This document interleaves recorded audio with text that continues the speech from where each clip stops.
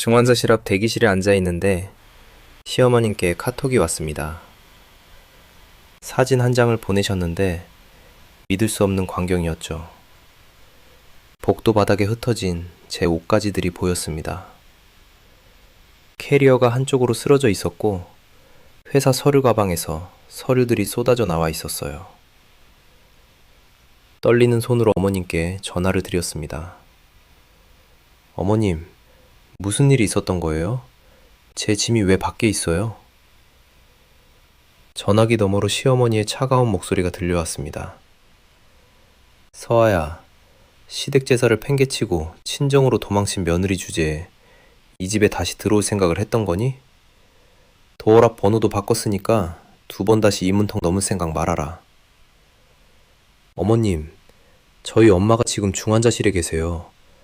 급성 폐혈증이라고 제가 말씀드렸잖아요. 네 친정일은 네가 알아서 해. 우리가 왜 신경 써야 돼? 며느리 교육 제대로 못 받은 네가 문제지. 전화가 끊겼습니다. 저는 병원 복도 의자에 앉아 그 사진을 한참 들여다봤어요. 제 인생이 복도 바닥에 버려져 있었습니다. 그때는 저도 몰랐습니다. 그들이 내던진 제 인생 위로 어떤 복수의 시간들을 쌓을 수 있을런지를요. 하지만 저는 다시 일어났고 이윽고 견고한 시간들을 차곡차곡 쌓아 나갔습니다. 여러분의 구독, 좋아요는 더 많은 사연을 만드는 힘이 됩니다. 안녕하세요. 저는 한서아라고 합니다. 올해 28살이고요.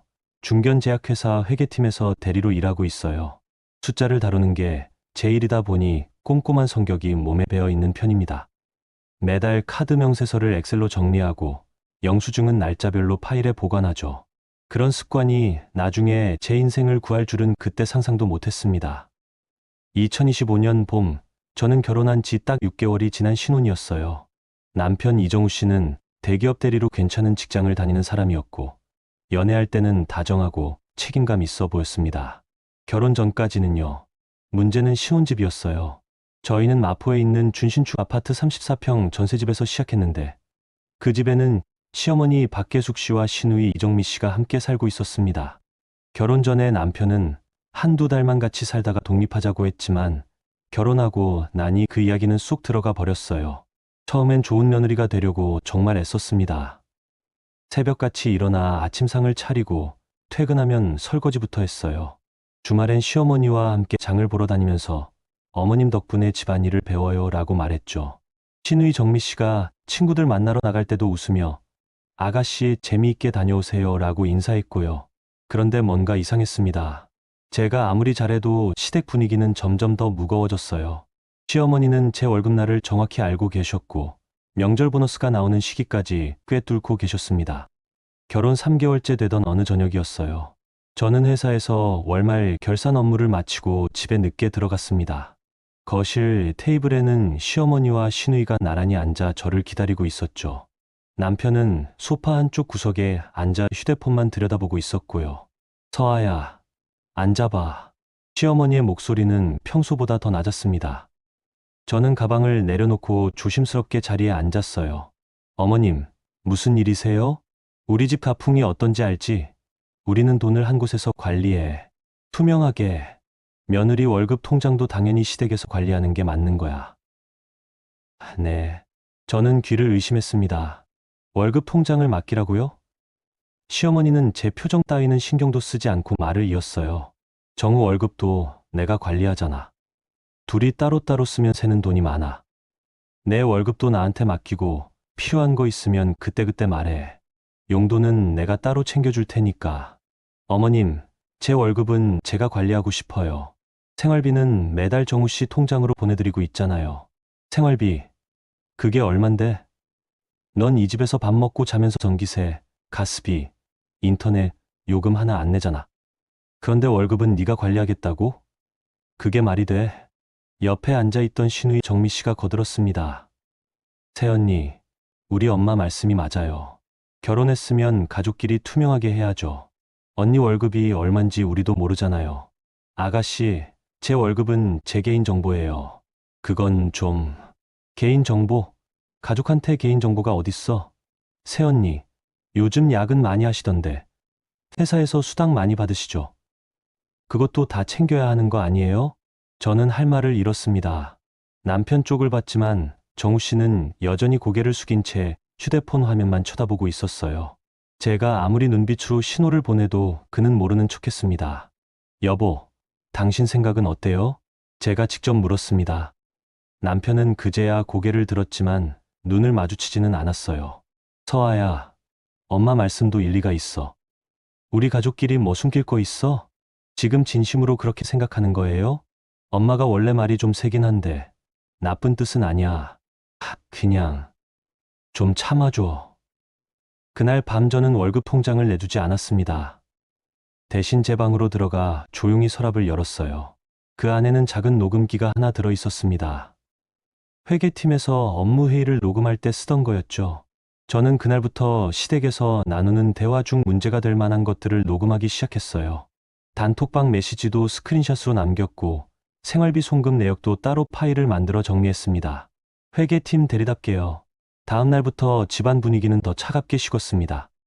시어머니는 제가 아침 인사를 해도 고개만 까딱할 뿐 대답을 하지 않았어요.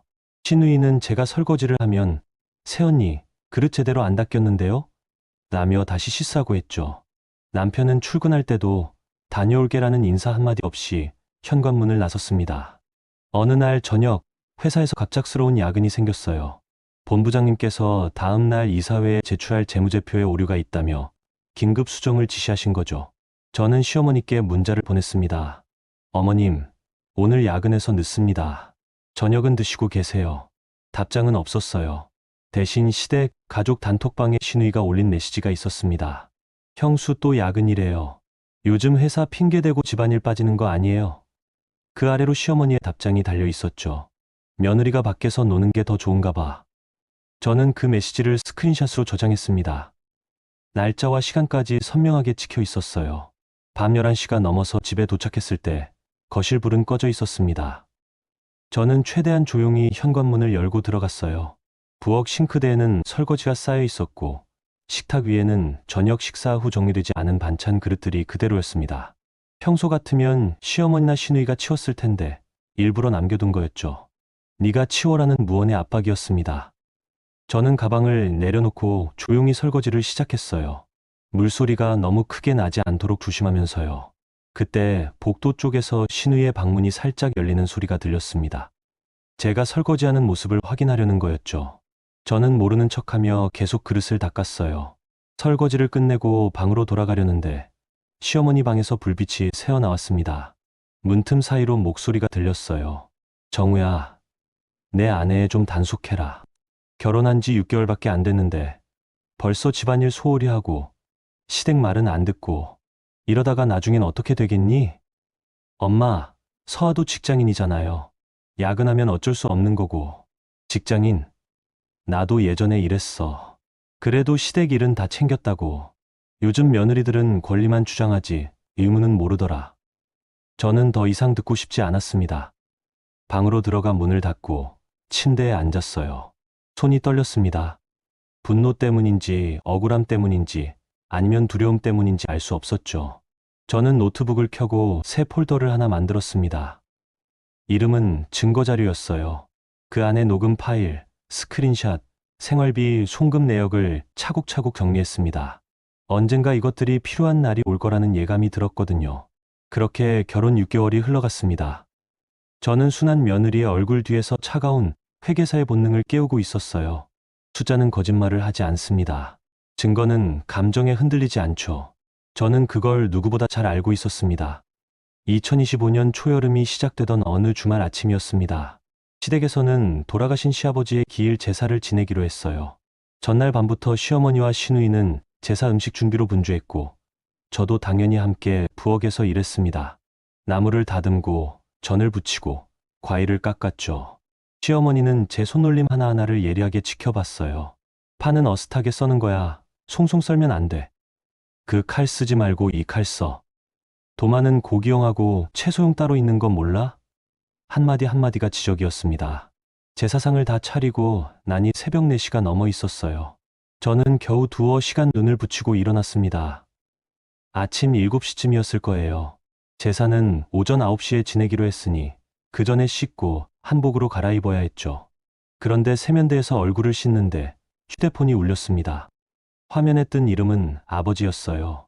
친정아버지께서 이른 아침에 전화를 하신 건 처음이었습니다. 불길한 예감이 들었죠. 여보세요, 아버지? 서아야, 엄마가 새벽에 쓰러졌다. 아버지의 목소리는 떨리고 있었습니다. 제 심장이 쿵 내려앉았어요. 예, 엄마가요? 지금 어디세요? 대학병원 응급실이야. 급성 폐혈증이래. 지금 중환자실로 옮긴다고 해. 서아야, 빨리 와야 할 것 같다. 네, 아버지. 제가 지금 바로 갈게요. 전화를 끊고 나니 손이 덜덜 떨렸습니다. 급성 폐혈증이라니. 그건 생명이 위험한 상태잖아요. 저는 서둘러 옷을 챙겨 입고 가방을 들었어요. 거실로 나가니 시어머니와 시누이가 제사상 앞에서 과일 위치를 조정하고 있었습니다. 남편 정우 씨는 소파에 앉아 양복 넥타이를 메고 있었고요. 어머님, 저 급하게 병원에 가봐야 할 것 같아요. 친정 엄마가 중환자실에 계세요. 시어머니는 과일 접시를 내려놓고 천천히 고개를 돌렸습니다. 표정이 싸늘했어요. 뭐? 병원. 오늘이 무슨 날인데? 어머님, 엄마가 급성 폐혈증으로 쓰러지셨대요. 제가 지금 안 가면. 서아야, 오늘 시아버님 제사야. 며느리가 제사 팽개치고 친정으로 도망치는 거야? 도망이 아니라 엄마가 위독하셔서. 그때 시누이가 끼어들었습니다. 새언니, 결혼하면 친정보다 시댁이 먼저 아니에요? 친정 엄마 잃은 새언니 아버지랑 친정 식구들이 있잖아요. 언니까지 가야 해요? 아가씨, 중환자실이에요. 생사가 오가는 상황이라고요. 그래도 오늘은 안 돼. 제사 다 끝나고 가면 되잖아. 시어머니가 앞으로 한 걸음 다가왔습니다. 저를 내려다보는 눈빛이 차가웠어요. 서아야, 우리 집 며느리 노릇 제대로 할 생각 있는 거야, 없는 거야? 시집 온 지 6개월밖에 안 됐는데 벌써 이 모양이야? 제사 지내고 가도 늦지 않아? 어머님, 제발요. 엄마가. 네, 엄마가 뭐? 우리 시아버님은 돌아가신 분이야. 돌아가신 분 제사가 먼저야. 살아있는 사람이 먼저야? 저는 남편을 봤습니다. 정우 씨는 소파에 앉아 넥타이만 만지작거리고 있었어요. 제 눈빛을 피하면서요. 여보, 당신은 아무 말도 안 해요? 내 엄마가 지금 죽어가고 있는데.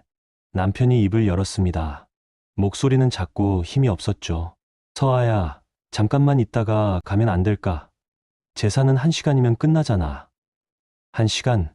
그 1시간 안에 무슨 일이 생기면 어쩌려고요? 그래도 엄마 앞에서 이러면 나도 곤란해. 그 순간 제 안에서 뭔가 끊어졌습니다. 저는 가방끈을 단단히 쥐고 시어머니를 똑바로 봤어요. 어머님, 죄송하지만 저는 지금 병원으로 갑니다. 제사는 제가 없어도 지낼 수 있을 거예요. 뭐? 이 계집애가 지금 나한테 대드는 거야? 대드는 게 아니에요. 저는 딸이에요. 엄마가 위독한데 딸이 옆에 없으면 안 되잖아요. 시어머니의 얼굴이 불그락불그락 변했습니다. 시누이는 휴대폰을 꺼내 들었어요. 뭔가를 찍으려는 듯 화면을 켰죠. 좋아. 가보라고. 근데 오늘 이 문 나가면 다신 이 집에 발 못 들여놓는다는 거 알아? 네. 저는 현관으로 걸어갔습니다. 뒤에서 시어머니의 고함 소리가 들렸어요. 이정우, 내 아내 좀 말려. 이게 말이 돼? 남편은 아무 말도 하지 않았습니다. 저는 신발을 신고 현관문을 열었어요. 뒤돌아보지 않았습니다. 엘리베이터를 타고 내려가는 동안 눈물이 났지만 참았어요. 지금은 울 시간이 없었습니다. 엄마한테 가야 했으니까요. 택시를 타고 대학병원으로 향했습니다. 평소 같으면 40분 거리인데 주말 아침이라 도로가 비어서 30분 만에 도착했어요. 응급실 접수대에서 엄마 이름을 말하니 간호사가 중환자실 위치를 알려줬습니다. 중환자실 앞 보호자 대기실에는 아버지가 앉아 계셨어요. 얼굴이 새하얗게 질려 있었습니다. 아버지, 서아야. 아버지는 저를 보자마자 눈물을 글썽이셨어요. 평생 농사 지으시면서 거친 일을 다 겪으셨던 분이 그렇게 약해 보이신 건 처음이었습니다. 엄마는 어떠세요? 의사 선생님이 24시간이 고비래. 혈압이 너무 떨어져서 지금 승합제 쓰고 있다고 하더라. 인공호흡기도 달았어. 어떻게 이렇게 갑자기. 네, 엄마가 며칠 전부터 몸이 안 좋다고 했는데 내가 대수롭지 않게 봤어. 그냥 감기려니 했지. 그런데 새벽에 화장실 가다가 쓰러진 거야. 119 부르고 여기까지 왔는데. 서아야, 내가 미안하다. 아버지 잘못 아니에요. 폐혈증은 갑자기 오는 거라고 들었어요. 저는 아버지 옆에 앉았습니다. 중환자실 면회는 하루에 2번, 한 번에 10분씩만 가능했어요. 다음 면회 시간은 오후 2시였습니다. 그때까지 기다려야 했죠. 저는 가방에서 휴대폰을 꺼냈어요. 남편한테서 온 문자가 있었습니다.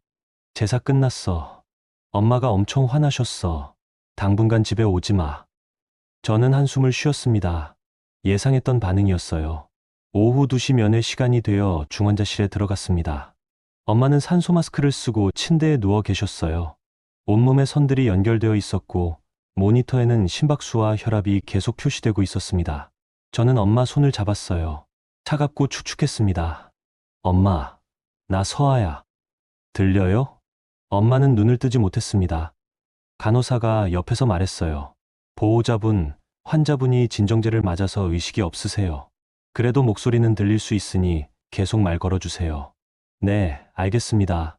분이 금방 지나갔습니다. 저는 중환자실을 나와 다시 대기실로 돌아왔어요. 아버지는 플라스틱 컵에 담긴 물을 한 모금 마시고 계셨습니다. 저는 옆에 앉아 아버지 어깨에 머리를 기댔어요. 그렇게 한참을 말없이 앉아 있었습니다. 저녁 7시 면회 시간에 다시 들어갔을 때 엄마의 혈압이 조금 올라갔다는 말을 들었어요. 아주 조금이지만 긍정적인 신호라고 했습니다. 저는 그 말에 매달렸어요. 엄마는 꼭 살아나실 거라고 그렇게 믿고 싶었습니다. 밤 9시쯤 휴대폰이 다시 울렸습니다. 시어머니 번호였어요. 저는 받지 않았습니다. 문자가 왔습니다. 집 앞에 내 짐 다 내놨다. 도어락 번호도 바꿨으니까 알아서 해. 저는 그 문자를 읽고 스크린샷을 찍었어요. 그리고 증거자료 폴더에 저장했습니다. 날짜와 시간까지 함께요. 밤은 길었습니다. 중환자실 앞 보호자 대기실은 형광등 불빛만 환하게 켜져 있었고 저와 아버지 말고도 몇 가족이 더 있었어요. 다들 지친 얼굴로 플라스틱 의자에 앉아 있거나 복도 구석에 누워 눈을 붙이려 애쓰고 있었습니다. 저는 의자 2개를 붙여서 다리를 뻗고 앉았지만 잠이 오지 않았어요. 계속 엄마 생각만 났습니다. 새벽에 화장실 가다가 쓰러지셨다는 말이 머릿속에서 맴돌았죠. 아버지는 복도 끝 자판기에서 커피를 뽑아 오셨어요. 종이컵을 제게 건네시며 말씀하셨습니다. 서아야, 너 시댁에서 힘들지? 아니에요, 아버지. 거짓말. 내 얼굴만 봐도 알아. 결혼하고 나서 한 번도 편한 얼굴 본 적이 없어. 저는 대답하지 못했습니다. 아버지는 한숨을 쉬시며 커피를 한 모금 마셨어요. 네, 엄마가 그러더라. 명절 때 시댁 갔다 온 내 얼굴이 너무 피곤해 보인다고. 전화할 때도 목소리에 기운이 없다고. 우리가 뭐라고 할 수 있나 싶어서 참았는데. 오늘 보니까 정말 심각하구나. 아버지, 저 괜찮아요. 그냥 적응 기간이에요. 적응? 서아야, 결혼 6개월이 지났어. 그게 적응 기간이냐? 그건 학대야. 학대라는 단어에 가슴이 철렁했습니다. 아버지는 평소 말씀이 많으신 분이 아니에요. 그런데 그날 밤 아버지는 제 눈을 똑바로 보며 말씀하셨습니다. 서아야, 네가 선택해야 해. 그 집에서 계속 살 건지 아니면 나올 건지. 아버지, 나는 네가 행복하면 돼. 결혼 생활이 지옥 같은데 거기 붙어 있을 이유 없어. 네, 엄마도 똑같은 생각일 거야. 새벽 2시쯤 간호사가 나와서 엄마의 혈압이 안정적으로 유지되고 있다고 알려줬어요. 일단 고비는 넘긴 것 같다고 했습니다. 저는 그제야 조금 안심이 됐어요. 아버지도 긴장이 풀렸는지 의자에 기대 눈을 감으셨습니다. 저는 휴대폰을 꺼내 들었어요. 새벽인데도 시댁 가족 단톡방에는 메시지가 계속 올라오고 있었습니다. 오빠, 형수 진짜 너무한 거 아니에요? 재산할 집 나간 며느리가 어딨어요? 신의 정미. 정우야, 내 아내 교육 좀 시켜라. 이게 말이 되냐? 시어머니, 엄마, 제가 어떻게 해요? 서아가 말을 안 듣는데. 남편 정우. 말을 안 들으면 버릇을 고쳐야지. 오늘 집 앞에 짐 다 내놨으니까 알아서 처리하라고 해. 시어머니. 저는 그 대화를 끝까지 읽었습니다. 그리고 전부 스크린샷으로 저장했어요. 손가락이 떨렸지만 차분하게 한 장 한 장 캡처했습니다. 시어머니가 보낸 단톡방 메시지 하나가 특히 눈에 띄었어요. 며느리 버릇 제대로 고쳐놔야 나중에 편해. 처음이 중요해. 저는 그 문장을 2번 읽었습니다. 버릇을 고친다. 저를 사람이 아니라 길들여야 할 대상으로 보고 있다는 뜻이었죠. 새벽 4시쯤 남편한테서 전화가 왔습니다. 저는 받지 않았어요. 문자가 왔습니다. 서아야, 집에 오지 마. 엄마 화 풀릴 때까지 친정에 있어. 내 짐은 복도에 있으니까 가져가든지 해. 저는 그 문자를 읽고 답장을 보내지 않았습니다. 대신 스크린샷을 찍어서 증거자료 폴더에 추가했어요. 그리고 신우이한테서 온 사진 한 장이 있었습니다. 복도 바닥에 제 캐리어가 쓰러져 있고 옷가지들이 흩어져 있는 사진이었어요. 사진 아래에는 이런 메시지가 있었습니다. 새언니 짐 크크 이렇게 버려졌네요. 불쌍 크크. 저는 그 사진을 확대해서 봤습니다. 제 회사 서류 가방도 보였고 평소 아끼던 코트도 바닥에 널려 있었어요. 신우이는 그걸 찍어서 저한테 보낸 거였습니다. 조롱하려고요. 저는 그 사진을 저장했어요. 날짜, 시간, 보낸 사람까지 전부 기록되어 있었습니다. 증거는 완벽했죠. 아침 6시쯤 간호사가 다시 나왔습니다. 엄마의 상태가 많이 호전되어서 인공호흡기를 뺄 수 있을 것 같다고 했어요. 다만 아직 중환자실에서 며칠은 더 있어야 한다고 했습니다. 저는 안도의 한숨을 쉬었어요. 아버지도 처음으로 웃으셨습니다. 다행이다. 서아야. 네, 엄마 정말 강하셔. 네, 아버지. 엄마, 꼭 나으실 거예요. 아침 면회 시간에 중환자실에 들어갔을 때 엄마는 눈을 뜨고 계셨어요. 산소 마스크는 그대로였지만 의식은 돌아온 상태였습니다. 저는 엄마 손을 잡았어요. 엄마, 나야. 서아. 엄마는 고개를 아주 살짝 끄덕이셨습니다. 목소리는 낼 수 없었지만 눈빛으로 저를 알아보셨어요. 저는 눈물이 났습니다. 참으려고 했지만 결국 눈물이 뚝뚝 떨어졌어요. 엄마, 무서웠어요. 정말 무서웠어요. 엄마는 제 손을 약하게 쥐셨습니다. 그 작은 힘이 제게는 큰 위로가 됐어요. 간호사가 옆에서 말했습니다. 환자분 아직 목소리 내시면 안 돼요. 그냥 손만 잡고 계세요. 네, 알겠습니다. 10분이 지나 중환자실을 나왔을 때 복도에서 휴대폰이 다시 울렸습니다. 이번엔 남편이 아니라 시어머니였어요. 저는 전화를 받았습니다. 여보세요. 서아야, 내 짐 가져갈 거야. 말 거야? 복도에 이틀째 놔두니까 다른 집에서 민원 들어와. 어머님, 제가 지금 엄마 병원에 있어요. 짐은 나중에. 나중에? 언제? 네가 언제 올 건데? 오늘 안에 안 가져가면 관리사무소에 버리라고 할 거야. 알겠습니다. 전화를 끊었습니다. 저는 아버지한테 말씀드렸어요. 아버지, 제가 잠깐 마포 갔다 올게요. 짐 좀 가져와야 해요. 내가 같이 갈까? 아니에요. 아버지는 엄마 곁에 계세요. 저 혼자 다녀올 수 있어요. 병원에서 마포까지는 지하철로 1시간 거리였습니다. 저는 대중교통을 타고 이동했어요. 아파트에 도착하니 오전 10시쯤이었습니다. 엘리베이터를 타고 올라가면서 가슴이 두근거렸어요. 시어머니나 시누이와 마주치면 어쩌나 걱정됐죠. 문 앞에 도착하니 정말로 제 짐이 복도에 그대로 있었습니다. 캐리어는 한쪽으로 쓰러져 있었고 옷가지들은 비닐봉지에 대충 담겨 있었어요. 회사 서류 가방에서는 서류 몇 장이 튀어나와 있었고요. 저는 무릎을 꿇고 짐을 정리하기 시작했습니다. 손이 떨렸지만 최대한 빨리 챙겼어요. 그때 뒤에서 목소리가 들렸습니다. 어머, 새언니 오셨네요?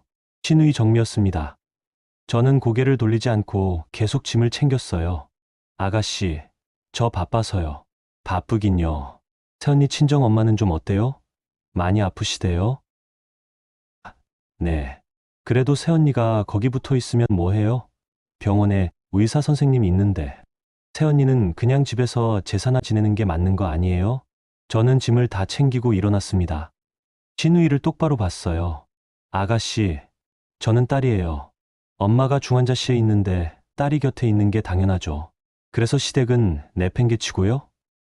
새언니 참 이기적이시네요. 이기적인 건 아가씨예요. 사람이 죽어가는데 제사가 먼저라고 하는 게 말이 돼요? 신우이의 얼굴이 붉어졌습니다. 그녀는 휴대폰을 꺼내 들었어요. 새언니, 지금 저한테 반말했죠? 녹음했어요. 엄마한테 다 보여드릴 거예요. 보여드리세요. 저도 증거 많이 모았으니까. 저는 캐리어를 끌고 엘리베이터로 걸어갔습니다.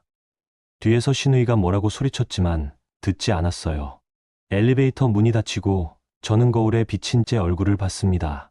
눈은 충혈되어 있었고 얼굴은 창백했어요. 하지만 표정은 전보다 단단해져 있었습니다. 택시를 타고 병원으로 돌아가는 길, 저는 휴대폰으로 변호사 사무실을 검색했어요. 이혼 전문 변호사요. 그리고 검색 기록을 스크린샷으로 찍어서 저장했습니다. 증거자료 폴더는 점점 두꺼워지고 있었어요. 엄마는 사흘 뒤 중환자실에서 일반 병실로 옮겨졌습니다. 의사 선생님은 정말 다행이라고 하셨어요. 조금만 늦었어도 위험했을 거라고 했습니다. 저는 그 말을 듣고 다시 한번 그날 아침 병원으로 달려온 제 선택이 옳았다는 걸 확인했어요. 만약 시댁 말을 듣고 제사를 지내고 갔다면 엄마를 못 봤을지도 몰랐습니다. 일반 병실로 옮기고 나니 면회 시간 제한이 없어졌어요. 저는 낮에는 회사에 가고 퇴근 후에는 병원으로 왔습니다. 아버지는 병실에서 거의 24시간 엄마를 지키셨죠. 간이 침대를 하나 들여놓고 그곳에서 주무셨어요. 엄마는 하루하루 좋아지셨습니다. 목소리도 조금씩 나오기 시작했고 죽 같은 유동식도 드실 수 있게 됐어요. 어느 날 저녁 엄마가 저를 보며 말씀하셨습니다. 서아야, 너 시댁에서 쫓겨났다며? 엄마, 누가 그래요? 내 아버지한테 들었어. 짐이 복도에 버려졌다고. 도어락까지 바꿨다고. 저는 아무 말도 하지 못했습니다. 엄마는 제 손을 잡으셨어요. 여전히 힘은 없었지만 따뜻했습니다. 서아야, 엄마가 미안해. 네가 그 집에서 힘들 거 알면서도 모른 척했어. 결혼했으니까 참고 살아야 한다고 생각했거든. 근데 엄마가 틀렸어. 엄마, 너 이혼해. 그 집 며느리 노릇할 필요 없어. 엄마, 갑자기 왜 그래요? 갑자기가 아니야. 네가 결혼하고 나서 얼굴이 얼마나 어두워졌는지 몰라. 전화할 때마다 목소리에 기운이 없고 엄마가 다 알아. 그 집 시어머니가 얼마나 독한 사람인지. 엄마는 기침을 조금 하셨어요. 저는 물을 따라 드렸습니다. 엄마는 물을 한 모금 마시고 다시 말씀하셨어요. 서아야, 돌아갈 집은 네가 정하는 거야. 시댁이 싫으면 우리 집으로 와. 엄마 아빠가 있잖아. 그날 밤 저는 병실 복도 의자에 앉아 한참을 생각했습니다. 이혼. 그 단어가 머릿속에서 맴돌았어요. 결혼한 지 겨우 6개월인데 이혼을 한다는 게 말이 될까? 주변 사람들은 뭐라고 할까? 회사 동료들은? 친구들은? 하지만 동시에 다른 생각도 들었습니다. 이 결혼 생활을 계속 유지한다는 게 과연 의미가 있을까? 저를 복도에 내던지고 도어락을 바꾸고 조롱하는 사람들과 평생 가족으로 살아야 할까? 다음 날 오후 아버지가 병실로 들어오셨어요. 손에는 큰 서류 봉투를 들고 계셨습니다. 서아야, 아버지랑 잠깐 나가서 이야기 좀 하자. 네, 아버지. 저는 아버지를 따라 병원 1층 카페로 갔습니다. 아버지는 커피 2잔을 주문하시고 구석 자리에 앉으셨어요. 서류 봉투를 테이블 위에 놓으시며 말씀하셨습니다. 서아야, 아버지가 해줄 말이 있다. 뭔데요, 아버지? 아버지는 한참 동안 말씀을 안 하셨어요. 그러다가 천천히 입을 여셨습니다. 서아야, 우리 과수원 있잖아. 거기가 신도시 개발 구역에 들어갔어. 예. 언제요? 작년 말에 정부에서 공문이 왔는데 우리 땅 전체가 수용 대상이래. 보상금도 나왔고. 보상금이요? 아버지는 서류 봉투를 밀어주셨어요. 저는 봉투를 열었습니다. 안에는 토지보상협의서, 등기부등본, 은행 잔고증명서가 들어 있었어요. 잔고증명서에 찍힌 숫자를 보는 순간 저는 숨이 멎는 줄 알았습니다. 아버지, 이게 진짜예요? 그래. 우리가 30년 넘게 일군 과수원이야. 정부가 제값 쳐준 거지. 서아야, 이 돈은 원래 너하고 내 동생 몫으로 나눠줄 생각이었어. 근데 지금 네가 더 급한 것 같아서. 아버지, 서아야, 너 시댁에서 농사짓는 친정이라고 무시당했지. 저는 고개를 끄덕였습니다. 아버지는 주먹을 꽉 쥐셨어요. 그 사람들이 뭘 알아. 우리가 얼마나 땀 흘려서 이 땅을 지켰는지. 내 엄마는 한여름에 과수원에서 쓰러진 적도 있어. 그렇게 일해서 너 대학 보내고 결혼 지참금도 마련했는데. 그런데 그 사람들이 우릴 깔봐? 참을 수가 없더라. 아버지는 눈시울이 붉어지셨습니다. 저는 처음 봤어요. 아버지가 우시는 걸. 서아야, 아버지가 너한테 집 하나 사줄게. 아버지, 그게 무슨. 시댁이 너 내쫓았잖아. 그럼 네가 더 좋은 집에서 살면 돼. 그 사람들 코앞에서. 아버지, 그런 복수는 의미 없어요. 복수가 아니야. 내 인생을 되찾는 거지. 서아야, 너 이혼하려면 집이 있어야 해. 법적으로도 유리하고 내 마음도 편해. 아버지가 도와줄게. 저는 서류를 다시 들여다봤습니다. 숫자들이 눈에 들어왔어요. 토지 보상금, 과수원 면적, 평당 단가. 회계팀에서 일하는 제 눈에는 이 서류들이 얼마나 정확하게 작성됐는지 보였습니다. 아버지는 이미 모든 절차를 마치신 거였어요. 아버지, 이 돈으로 집을 사면 증여세는 어떻게 해요? 그것도 다 알아봤어. 세무사한테 상담받았는데 부모가 자녀한테 증여하는 건 5천만 원까지 공제래. 그 이상은 세금 내야 하지만 우리가 낼 수 있어. 그리고 서아야, 너 결혼할 때 우리가 준 돈 있잖아. 그것도 증여 신고 제대로 해뒀어. 그러니까 네가 집 사는 건 특유재산이야. 시댁이랑 상관없는 너만의 재산이라고. 아버지, 특유재산까지 알아보셨어요? 당연하지. 아버지가 농사만 지은 사람이야? 법도 공부했어. 네가 이혼하면 재산 분할 문제가 생기는데 결혼 전에 받은 재산이나 상속증여받은 재산은 특유재산이라서 분할 대상이 아니래. 그러니까 네가 우리 돈으로 집 사면 그건 100%내 거야. 저는 아버지를 봤습니다. 평생 과수원에서 일하신 분이 이렇게까지 준비를 하신 거였어요. 저를 위해서요. 아버지, 고마워요. 고맙긴. 아버지가 더 미안해. 네가 시댁에서 고생하는 걸 알면서도 모른 척했잖아. 이제는 아니야. 아버지가 널 지킬 거야. 그날 저녁 저는 노트북을 열고 마포 지역 부동산 시세를 검색했습니다. 시댁이 전세로 사는 아파트 단지, 같은 동, 그리고 최고층 펜트하우스. 매물이 하나 나와 있었어요. 50평형, 14억 원. 전세가 아니라 매매였습니다. 저는 그 매물 페이지를 스크린샷으로 찍었어요. 그리고 아버지께 문자를 보냈습니다. 아버지, 집 찾았어요. 다음 날 저와 아버지는 은행에 갔습니다. VIP 상담실에서 자산관리사를 만났어요. 아버지는 토지보상금 통장과 제 증여, 내역 서류를 전부 제출하셨습니다. 자산관리사는 서류를 꼼꼼히 검토하더니 말했어요. 고객님, 증여 신고도 잘 되어 있고 자금 출처도 명확하시네요. 부동산 매입 진행하셔도 문제 없으실 것 같습니다. 그럼 대출 없이 현금으로 살 수 있나요? 네, 가능하십니다. 잔고가 충분하시니까요. 저는 그 자리에서 결심했습니다. 시댁 위층, 맨 꼭대기층 펜트하우스를 사겠다고요. 그들이 올려다볼 수밖에 없는 곳에서 살겠다고요. 아버지는 제 손을 꽉 잡으셨습니다. 서아야, 이제 시작이다. 네, 아버지. 그날 오후 저는 부동산 중개사무소에 전화를 걸었습니다. 펜트하우스 매물을 보고 싶다고 했어요. 중개사는 언제 방문 가능하냐고 물었습니다. 저는 내일 당장 가겠습니다라고 대답했죠. 다음날 오후 저는 부동산 중개사무소를 찾아갔습니다. 마포 아파트 단지 바로 앞에 있는 작은 사무실이었어요. 문을 열고 들어가니 중년 남성 중개사가 앉아 계셨습니다. 어서 오세요. 어제 전화 주신 분이시죠? 펜트하우스 보러 오셨다고. 네, 맞아요. 고객님, 그 집이 14억인데 괜찮으세요? 요즘 젊으신 분들은 대출 받으셔도 버거워하시던데. 현금으로 살 겁니다.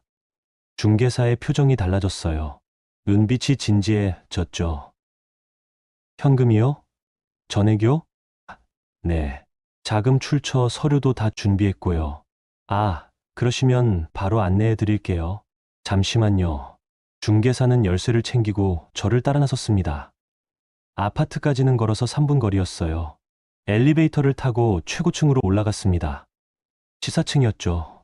시댁이 사는 곳은 7층이었으니 정확히 2배 높이였습니다. 현관문을 열고 들어서는 순간 저는 숨이 멎는 줄 알았어요. 거실 통창으로 한강이 보였습니다. 햇살이 쏟아져 들어오는 넓은 공간, 깨끗한 바닥, 붙박이장까지 갖춰진 방들.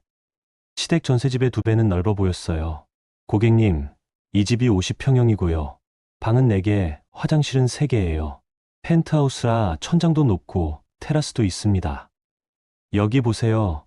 테라스 나가면 한강 야경이 정말 끝내줘요. 저는 테라스로 나갔습니다. 난간에 기대서서 아래를 내려다봤어요. 아파트 단지 전체가 한눈에 들어왔습니다. 그리고 저 아래 어딘가에 시댁 식구들이 살고 있다는 생각이 들었죠. 사장님, 이 집 언제부터 입주 가능한가요? 지금 빈집이라서 계약하시면 바로 가능합니다. 전 주인분이 해외 발령 나가시면서 급매로 내놓으신 거거든요. 그럼 오늘 계약 가능한가요? 네. 오늘이요? 네. 현금 준비되어 있고 서류도 다 챙겨왔어요. 중개사는 잠시 당황한 표정을 지었지만 곧 활짝 웃었습니다. 고객님, 정말 시원시원하시네요. 그럼 제가 바로 집주인분한테 연락드릴게요. 2시간 뒤 저는 부동산 사무실에서 집주인을 만났습니다. 40대 중반쯤 되어 보이는 남성이었어요. 그는 제 나이를 보고 조금 놀란 것 같았지만 곧 계약서를 꺼냈습니다.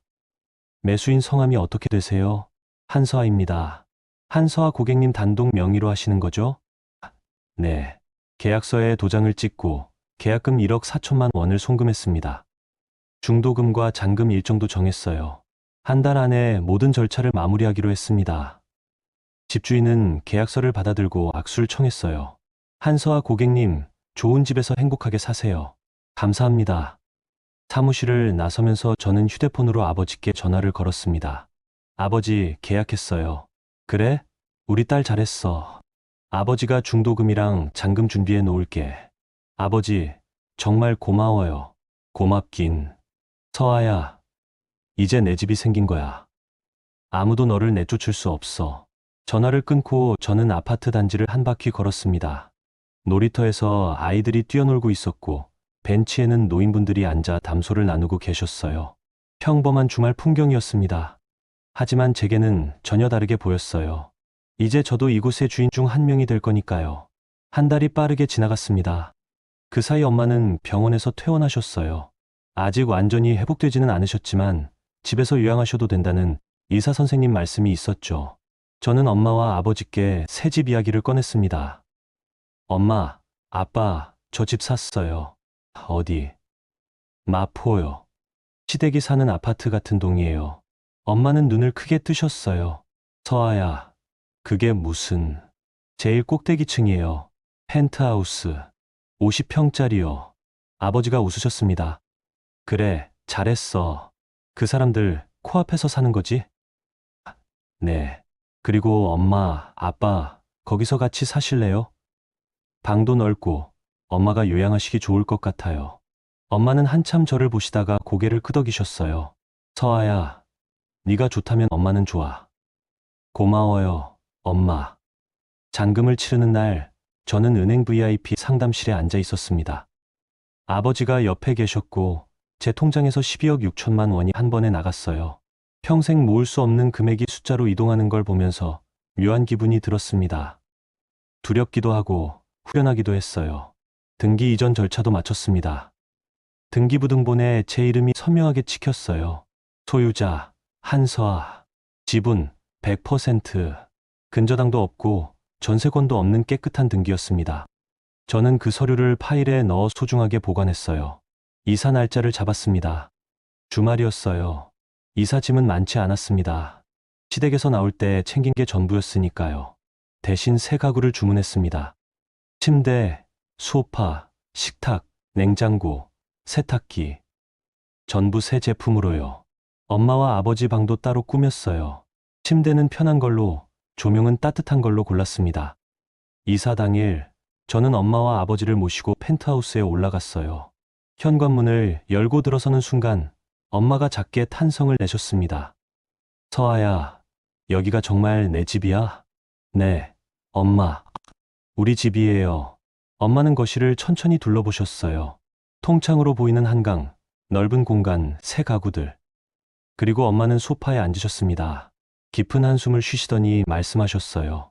서아야, 이제 남의 집 눈치 보지 마라. 여긴 내 집이야. 네, 엄마. 알아요. 아버지는 테라스로 나가 난간에 기대셨어요. 저도 옆에 섰습니다. 아버지가 말씀하셨죠. 서아야, 저 아래 7층에 시댁 식구들 살고 있지. 네, 아버지. 좋아. 이제 그 사람들이 널 올려다봐야 해. 물리적으로도, 정신적으로도. 그날 저녁 저는 펜트하우스 거실 식탁에서 엄마, 아버지와 함께 저녁을 먹었습니다. 아버지가 사오신 치킨이었지만 그 어떤 제사 음식보다 맛있었어요. 엄마는 웃으셨고 아버지도 흐뭇한 표정을 지으셨습니다. 저는 그 순간을 사진으로 남겼어요. 우리 가족의 첫 식사였으니까요. 밤이 되어 창밖을 내다봤을 때 저 아래 어딘가 7층에 불이 켜져 있었습니다. 시댁집이었겠죠. 저는 커튼을 쳤어요. 더 이상 그 사람들을 생각하고 싶지 않았습니다. 이제 제 삶을 살 시간이었으니까요. 입주하고 사흘째 되던 날이었습니다. 저는 출근 준비를 하고 있었어요. 엄마는 아직 주무시고 계셨고 아버지는 거실에서 신문을 보고 계셨죠. 저는 가방을 메고 현관문을 나섰습니다. 엘리베이터를 기다리는데 옆집 문이 열리더니 중년 부부가 나오셨어요. 안녕하세요. 새로 이사 오신 분이시죠? 아, 네. 안녕하세요. 반갑습니다. 저희는 옆집에 사는 김민수, 박지연이에요. 젊으신 분이 2층에 사시니까 좋네요. 감사합니다. 엘리베이터가 도착했습니다. 저희는 함께 탔어요. 옆집 부부는 지하 주차장 버튼을, 저는 1층 버튼을 눌렀습니다. 출근하세요? 네. 회사 다녀요. 아, 그러시구나. 저희도 맞벌이거든요. 나중에 시간 되시면 저녁 한번 같이 해요. 좋아요. 엘리베이터가 내려가는 동안 저는 층수 표시를 봤어요. 14층에서 시작해서 13, 12, 11점, 그리고 7층을 지날 때였습니다. 갑자기 엘리베이터가 멈췄어요. 7층이었죠. 문이 열렸습니다. 그리고 시어머니 박계숙 씨가 타려다가 저와 눈이 마주쳤습니다. 서아? 저는 침착하게 대답했어요. 안녕하세요, 어머님. 시어머니는 엘리베이터 안을 보았습니다. 그리고 층수 표시를 봤어요. 14층에서 내려온 엘리베이터였습니다. 시어머니의 표정이 굳었죠. 넌 여기서 뭐 하는 거야? 출근하려고요. 출근? 14층에서? 그때 뒤에서 신우이 정미의 목소리가 들렸습니다. 엄마, 뭐 해? 빨리 타. 어? 새언니? 정미도 엘리베이터 안으로 들어왔어요. 그리고 저를 봤습니다. 그녀의 얼굴에 당혹감이 스쳤죠. 새언니, 왜 여기 있어요? 14층은, 제가 14층에 살거든요. 뭐라고요? 엘리베이터 문이 닫혔습니다. 좁은 공간 안에서 저와 시어머니, 신우이가 마주보고 섰어요. 옆집 부부는 분위기를 눈치채고 조용히 서 계셨습니다. 시어머니가 먼저 입을 열었습니다. 서아야, 네가 14층에 산다고? 거짓말 그만해. 14층은 펜트하우스야. 네가 무슨 돈으로? 제 돈이요, 어머님. 내 돈. 월급쟁이가 14억짜리 집을 사. 말도 안 돼. 혹시 정우 돈 빼돌렸어? 아니요. 제 특유재산으로 샀어요. 신우이가 끼어들었습니다. 특유재산? 그게 뭔데요? 결혼 전에 친정에서 받은 재산이요. 아가씨. 엘리베이터가 지하 주차장에 도착했습니다. 옆집 부부가 먼저 내리면서 저한테 작게 인사했어요. 저도 고개를 숙여 인사했습니다. 문이 다시 닫히고 1층으로 올라가기 시작했어요. 시어머니의 목소리가 점점 높아졌습니다. 친정? 내 친정이 뭐가 있다고? 농사 짓는 집이잖아. 네, 농사 지으셨죠. 그 땅이 신도시 개발 구역에 들어가서 보상금 받으셨고요. 보상금? 얼마나 받았길래 14억짜리 집을. 그건 어머님이 알 필요 없는 정보예요. 엘리베이터가 1층에 도착했습니다. 문이 열렸어요. 저는 나가려다가 돌아서서 말했습니다. 어머님, 아가씨, 앞으로 엘리베이터에서 마주치면 불편하실 텐데 제가 시간대 피해서 다닐게요. 안녕히 계세요. 저는 로비로 걸어 나갔습니다. 뒤에서 신우이의 목소리가 들렸어요. 엄마, 이거 실화야. 새언니가 진짜 14층 펜트하우스에 살아? 닥쳐. 지금 그게 중요해? 저는 아파트 정문을 나와 버스 정류장으로 걸어갔습니다.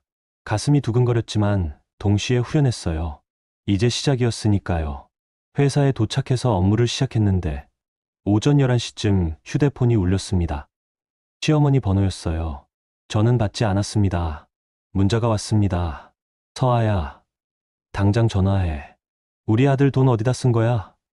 저는 그 문자를 읽고 답장을 보냈습니다. 어머님, 저는 정우 씨 돈 쓴 적 없어요. 제 돈으로 제 집 샀고요. 더 이상 연락 주지 마세요. 답장은 즉시 왔습니다. 네가 감히 나한테 연락 주지 말라고? 이 계집애가 완전히 미쳤네. 오후가 되자 시댁 가족 단톡방이 난리가 났습니다. 저는 이미 그 단톡방을 나간 상태였지만 남편 정우 씨한테서 전화가 왔어요. 저는 받았습니다. 여보세요. 서아야, 너 진짜 14층 펜트하우스 샀어? 네. 무슨 돈으로? 우리 통장에 그런 돈 없잖아. 당신 돈 아니에요. 제 친정 돈이요. 친정 돈? 그게 얼마나 된다고. 그건 당신이 알 필요 없어요. 정우 씨, 우리 이혼합시다. 전화 너머로 침묵이 흘렀습니다. 한참 뒤에 남편이 말했어요. 서아야, 갑자기 왜 이래? 무슨 일 있어? 갑자기가 아니에요. 당신네 가족이 저한테 한 짓 생각해 보세요. 제 집 복도에 던지고 도어락 바꾸고 중환자실 간다는데 제사 지내라고 하고. 이게 가족이에요? 그건 엄마가 화가 나서 그런 거고. 변명하지 마세요. 당신도 똑같아요. 저 대신 한마디도 안 해줬잖아요. 서아야, 진정해. 우리 만나서 얘기하자. 만날 필요 없어요. 변호사 통해서 연락할게요. 저는 전화를 끊었습니다. 그리고 검색해뒀던 변호사 사무실에 전화를 걸었어요. 상담 예약을 잡았습니다. 다음 주 화요일 오후 6시였죠. 퇴근하고 집에 돌아가니 아버지가 거실에 앉아 계셨어요. 표정이 좋지 않으셨습니다. 서아야, 오늘 무슨 일 있었니? 아버지, 어떻게 아셨어요? 아파트 관리사무소에서 전화 왔어. 7층에서 민원 넣었대. 14층 세입주자가 자기네 며느리인데 집 산 돈 출처가 의심스럽다고. 저는 한숨을 쉬었습니다. 예상했어요. 어머님이 가만히 있을 리 없죠. 관리사무소에서는 뭐라고 했어? 입주자 간개인 문제라서 관리사무소에서 개입할 수 없대. 대신 증거 자료 있으면 제출하라고 했어. 그래요? 그럼 제출하죠. 저 증거 많아요. 저는 방으로 들어가 노트북을 켰습니다. 증거자료 폴더를 열었어요. 토지 보상금, 이체 확인증, 증여세 신고 서류, 부동산 매매 계약서, 등기부등본. 전부 스캔해서 PDF 파일로 만들었습니다.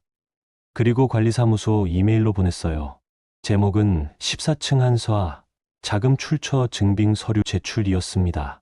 다음날 오전 관리사무소에서 전화가 왔습니다. 한서아 고객님, 어제 보내주신 서류 잘 받았습니다. 확인 결과 문제 없으시고요. 7층 민원 제기하신 분께는 법적 문제 없다고 회신 드렸습니다. 감사합니다.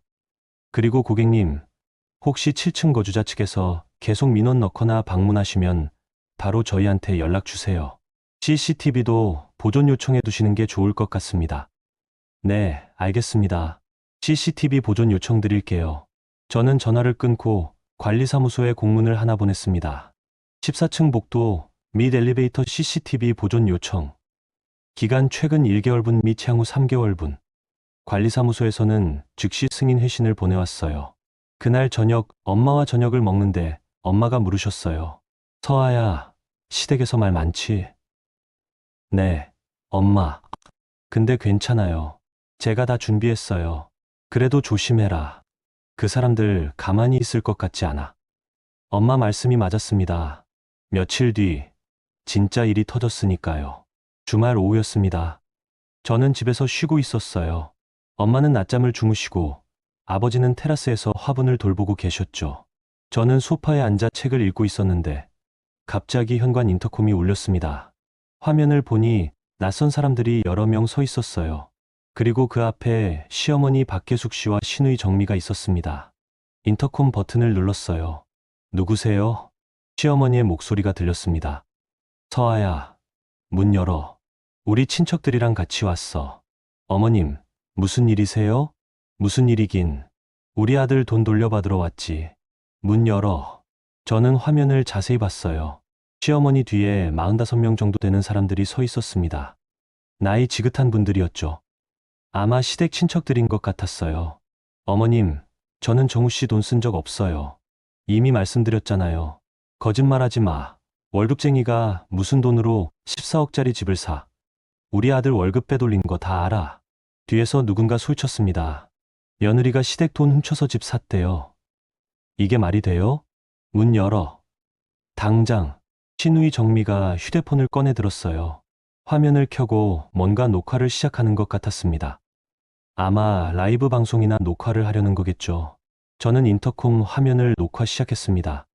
인터콤에는 녹화 기능이 있었거든요. 그리고 조용히 말했어요. 어머님, 지금 제 집 앞에서 술안을 피우시는 거 다 녹화되고 있어요. 그리고 복도 CCTV에도 다 찍히고 있고요. 녹화, 좋아, 녹화해. 네가 우리 집안 돈 훔친 거 세상 사람들한테 다 알려줄 테니까. 신우이가 휴대폰을 들고 소리쳤습니다. 여러분, 보이시죠? 이 집이 제 오빠 돈으로 산 집인데 새언니가 혼자 차지하고 있어요. 문도 안 열어주고요. 저는 침착하게 서류를 준비했습니다.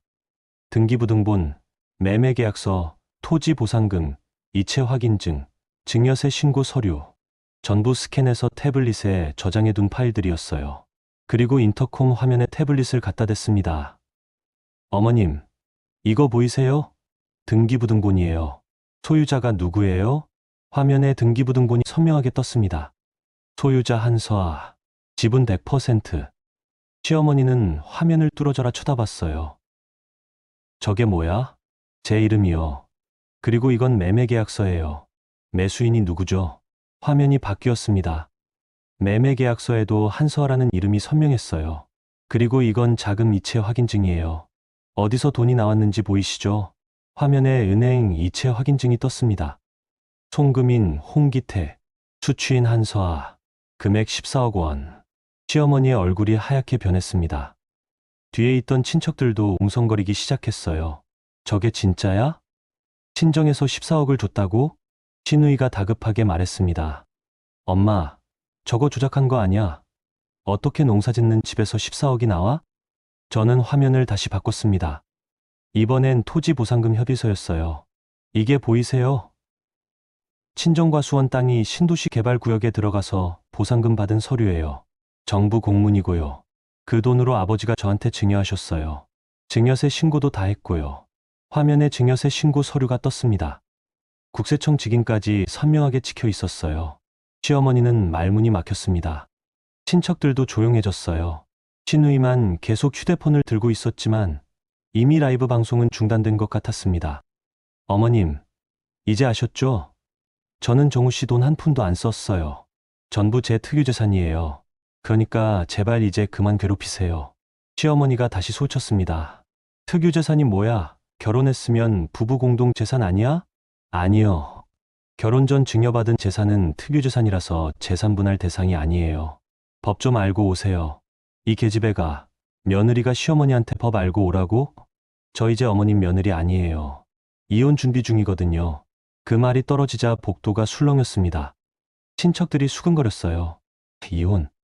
결혼한 지 얼마나 됐다고 벌써 이혼? 신우이가 소리쳤습니다. 새언니, 우리 오빠 뭐가 잘못했다고 이혼해요? 오빠가 뭐 잘못한 게 있어요? 저는 화면을 다시 바꿨습니다. 이번엔 사진이었어요. 복도에 던져진 제 짐 사진이었습니다. 이거 기억나세요? 아가씨가 저한테 보낸 사진이에요. 제 짐이 복도에 버려진 거요. 신우이의 얼굴이 굳었습니다. 그리고 이건 어머님이 보낸 문자예요. 도어락 번호 바꿨으니까 알아서 해라고 쓰여 있죠. 화면에 시어머니의 문자가 떴습니다. 날짜, 시간까지 선명했어요. 그리고 이건 시댁 가족 단톡방 캡처예요. 며느리 버릇 제대로 고쳐놔야 나중에 편해. 처음이 중요해라고 어머님이 쓰셨죠. 화면에 단톡방 캡처가 떴습니다. 시어머니의 프로필 사진과 함께 메시지가 선명하게 보였어요. 친척들이 웅성거리기 시작했습니다. 며느리 짐을 복도에 버렸다고? 도어락까지 바꿨어? 이게 진짜야? 시어머니의 얼굴이 불그락불그락 변했습니다. 서아야, 넌 지금 시댁을 망신 주려는 거야? 망신은 어머님이 시키는 거예요. 저는 그냥 제 권리를 지키는 거고요. 그때 엘리베이터에서 사람이 내렸습니다. 아파트 관리사무소 직원 2명과 경비원이었어요. 그들은 복도에 모인 사람들을 보고 다가왔습니다. 여기 무슨 일이십니까? 시어머니가 다급하게 말했습니다. 아, 저희는 그냥 가족끼리 이야기하는 거예요. 가족끼리 이야기하시려면 집 안에서 하셔야죠. 복도에서 이렇게 모여 계시면 다른 입주자분들한테 피해가 됩니다. 저희가 뭐 시끄럽게 한 것도 아닌데. 관리사무소 직원이 말했습니다. 14층 입주자분께서 CCTV 보존 요청하셨고 방문자 제한 신청도 하셨습니다. 지금 여기 계신 분들 중에 14층 입주자분의 허락 없이 오신 분들은 주거침입으로 간주될 수 있습니다. 시어머니가 소리쳤습니다. 주거침입. 우리가 며느리 집 앞에 왔는데 주거침입이야? 며느리라고 하셨는데 법적으로 가족 관계가 증명되지 않으면 타인입니다. 그리고 입주자분이 원치 않으시면 퇴거하셔야 합니다. 경비원이 앞으로 나섰습니다. 여러분, 조용히 엘리베이터 타고 내려가 주세요. 더 소란 피우시면 경찰 부를 수밖에 없습니다. 시어머니는 입술을 깨물었습니다. 친척들은 이미 뒤로 물러서고 있었어요. 시누이만 휴대폰을 든 채 서 있었습니다. 엄마, 어떡해? 가자. 시어머니는 돌아섰습니다. 친척들도 따라 엘리베이터로 향했어요. 시누이는 마지막으로 저를 쏘아보고는 따라갔습니다. 엘리베이터 문이 닫히고 복도가 조용해졌어요.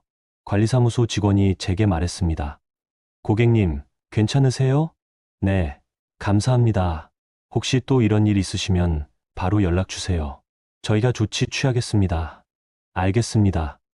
직원들이 돌아가고 저는 현관문을 열고 집 안으로 들어갔어요. 아버지가 거실에 서 계셨습니다. 서아야, 무슨 일이었니? 괜찮아요, 아버지. 다 정리됐어요. 아버지는 제 어깨를 토닥여 주셨어요. 우리 딸 잘했어. 이제 진짜 끝이다. 하지만 저는 알고 있었습니다.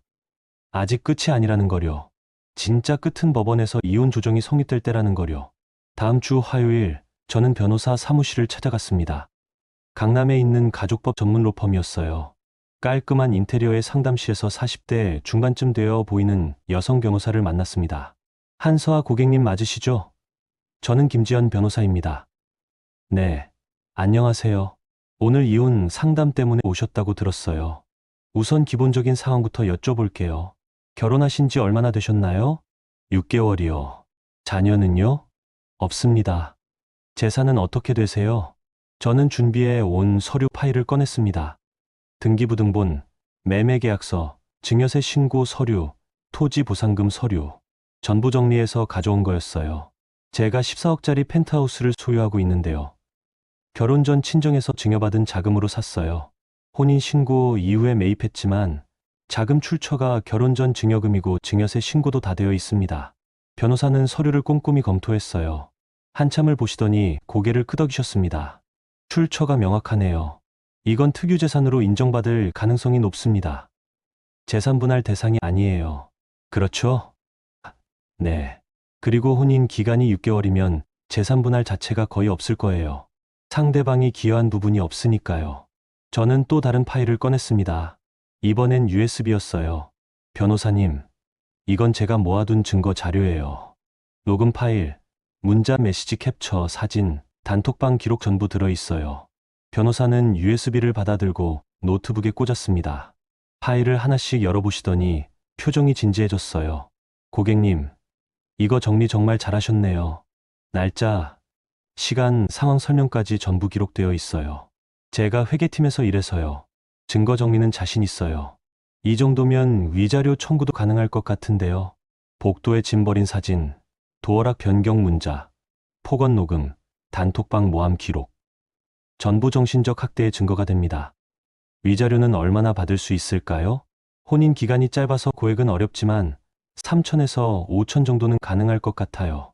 상대방 재산 상태에 따라 달라지긴 하는데 일단 청구는 해볼 만합니다.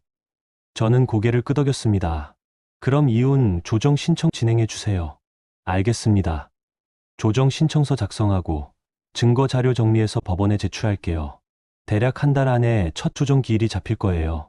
감사합니다, 변호사님. 사무실을 나서면서 저는 묘한 기분이 들었어요. 후련하기도 하고 동시에 슬프기도 했습니다. 6개월 전만 해도 사랑한다고 말하던 사람과 이제 법정에서 만나게 된다는 게요. 한 달 뒤 가정법원 조정실에서 첫 조정 기일이 열렸습니다. 저는 김지연 변호사와 함께 들어갔어요. 반대편에는 남편 이정우 씨와 그의 변호사가 앉아 있었습니다. 조정위원 두 분이 중간에 앉으셨고요. 조정위원이 입을 열었습니다. 양측 모두 오셨네요. 오늘은 첫 조정 기일이니까 기본적인 사항부터 확인하겠습니다. 신청인 측, 이혼 사유가 무엇인가요? 김지연 변호사가 대답했습니다. 혼인 파탄입니다. 피신청인 측 가족의 지속적인 정신적 학대, 주거권 침해, 명예훼손이 있었고 피신청인은 이를 방조했습니다. 증거가 있습니까? 네, 제출한 서류에 전부 포함되어 있습니다. 조정위원은 서류를 검토했어요. 녹음 파일, 사진, 문자 캡처, 단톡방 기록. 모든 게 날짜 순으로 정리되어 있었습니다. 이 정도면 혼인 파탄 사유로 충분하네요. 피신청인 측, 이혼에 동의하십니까? 남편 쪽 변호사가 대답했습니다. 저희 의뢰인은 이혼을 원치 않습니다. 아직 혼인 기간도 짧고 회복 가능성이 있다고 봅니다. 회복 가능성이요? 그럼 복도에 짐 던진 것, 도어락 변경한 것은 어떻게 설명하실 건가요? 그건 시어머니께서 화가 나서 순간적으로 하신 행동이고 지금은 후회하고 계십니다. 조정위원이 저를 봤어요. 신청인, 혹시 혼인관계 회복 의사가 있으십니까? 없습니다. 저는 이혼을 원합니다. 재산분할은 어떻게 하실 계획입니까? 김지연 변호사가 대답했습니다. 신청인 소유의 부동산은 전액 특유재산입니다. 재산분할 대상이 아니에요. 다만 위자료 5천만 원을 청구합니다. 남편 쪽 변호사가 반박했습니다. 위자료 5천, 너무 과도합니다. 혼인 기간이 6개월인데 5천은 과도해요. 복도에 짐 던지고 도어락 바꾸고 단톡방에서 모함한 것이 정신적 학대 아닙니까? 오히려 5천도 적은 금액입니다. 조정위원이 끼어들었습니다. 양측 모두 진정하세요. 오늘은 첫 조정이니까 각자 입장만 확인하고 다음 기일에 구체적으로 논의하겠습니다. 조정은 3번에 걸쳐 진행됐어요. 남편 측은 계속 이혼을 거부했지만 증거가 너무 명확해서 조정위원들도 이혼이 불가피하다는 쪽으로 의견을 모았습니다. 3번째 조정에서 드디어 합의가 이뤄졌어요. 피신청인 측, 이혼에 동의하시고 위자료 3천만 원 지급에 합의하십니까? 남편 쪽 변호사가 고개를 끄덕였습니다. 네, 동의합니다. 신청인 측도 동의하십니까? 김지연 변호사가 저를 봤어요. 저는 고개를 끄덕였습니다. 네, 동의합니다. 그럼 조정 성립으로 하겠습니다. 조정조서 작성하고 양측 서명하시면 됩니다. 조정조서에 서명하는 순간 저는 묘한 감정이 들었어요. 이제 정말 끝이구나. 6개월간의 결혼 생활이 이렇게 끝나는구나. 남편 정우 씨는 끝까지 제 눈을 마주치지 않았습니다. 그는 서명을 하고 조용히 조정실을 나갔어요. 법원을 나서면서 김지연 변호사가 말했습니다. 고객님, 수고하셨어요. 잘 끝났습니다. 감사합니다. 변호사님, 앞으로 어떻게 하실 거예요? 제 삶을 살 거예요. 이제 시작이니까요. 변호사는 웃으며 악수를 청했어요. 저도 악수를 했습니다.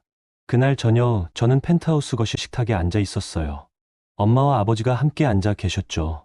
엄마가 제 손을 잡으셨습니다. 서아야, 이제 정말 자유야. 네가 원하는 대로 살아. 네, 엄마. 아버지가 말씀하셨어요. 서아야, 아버지가 자랑스럽다. 네가 무너지지 않고 여기까지 왔잖아. 아버지 덕분이에요. 아니야, 내 힘이야. 아버지는 그냥 뒤에서 밀어줬을 뿐이야. 저는 창밖을 내다봤습니다. 한강에 불빛이 반짝이고 있었어요. 아래층 어딘가에 시댁 식구들이 살고 있겠지만 이제 상관없었습니다. 저는 제 집에서 제 가족과 함께 제 삶을 살 거니까요. 다음 날 관리사무소에서 연락이 왔습니다. 7층에서 전세 계약이 만료되어 이사 간다는 통보가 왔다고 했어요. 저는 그렇군요 라고만 대답했습니다. 그들이 어디로 가든 이제 제 인생과는 상관없는 일이었으니까요. 그로부터 몇 달 뒤 저는 회사에서 승진했습니다. 과장이 됐어요. 엄마는 건강을 많이 회복하셔서 이제는 집안일도 하시고 아파트 단지 내 노인정에도 나가셨습니다. 아버지는 테라스에 작은 텃밭을 만드셔서 상추와 고추를 키우셨죠. 어느 주말 아침 저는 테라스에 나가 아버지 옆에 섰어요. 아버지가 상추를 따시며 말씀하셨습니다. 서아야, 행복하니? 네, 아버지. 행복해요. 그럼 됐다. 그게 제일 중요한 거야. 저는 고개를 끄덕였습니다. 그리고 저 아래를 내려다봤어요. 예전에 시댁이 살던 7층에는 새로운 가족이 이사를 왔더군요. 아이들이 뛰어노는 소리가 들렸습니다. 저는 웃었어요. 이제 정말 끝났구나. 새로운 시작이구나. 그날 저녁 저는 노트북을 열고 증거자료 폴더를 봤습니다. 그 안에는 6개월간의 기록이 빼곡히 들어 있었어요. 녹음, 사진, 문자, 단톡방 캡처. 저는 그 폴더를 백업한 뒤 외장하드에 저장했습니다. 그리고 폴더 이름을 바꿨어요. 증거자료에서 끝난 이야기로요. 컴퓨터를 끄고 저는 거실로 나갔습니다. 엄마와 아버지가 소파에 앉아 드라마를 보고 계셨어요. 저도 그 옆에 앉았습니다. 세 식구가 나란히 앉아 텔레비전을 보는 평범한 저녁이었죠. 하지만 제게는 평범함이 기적 같았습니다. 얼마 전까지만 해도 복도에 짐이 버려지고 도어락이 바뀌고 중환자실 앞에서 밤을 새우던 제가 이제는 제 집 거실에서 가족과 함께 웃고 있으니까요. 저는 창밖을 다시 한번 내다봤습니다. 한강의 야경이 아름다웠어요. 그리고 생각했습니다. 떨어진 곳에서 다시 일어서는 건 결국 제 선택이었다고요. 누군가 저를 일으켜 세운 게 아니라 제가 제 힘으로 일어섰다고요. 그게 바로 복수였습니다. 무너뜨리는 게 아니라 제가 더 높은 곳에 서는 것. 그들이 올려다볼 수밖에 없는 곳에서 제 삶을 사는 것. 그게 진짜 복수였어요.